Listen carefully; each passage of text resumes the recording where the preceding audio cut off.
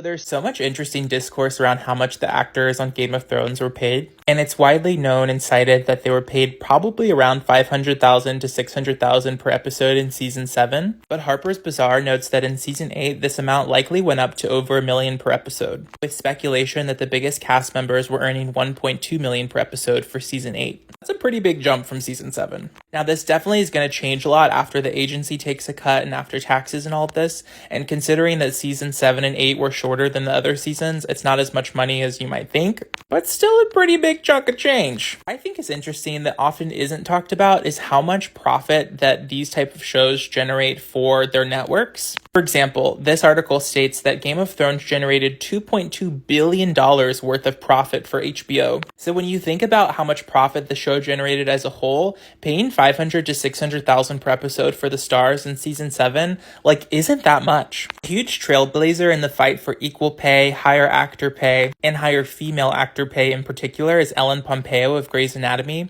who, as you might remember, The Hollywood Reporter reported in 2018 that she negotiated a $20 million deal for Grey's Anatomy, again citing the billions of dollars that the franchise that she heads generated for her network. I personally believe that up and down the kind of hierarchy of film, there's so much disparities in pay all the way down to extras, PAs, all of that. And I think given how much these networks are raking in for profit, they could definitely afford to pay everyone a little bit better. What are your thoughts on this?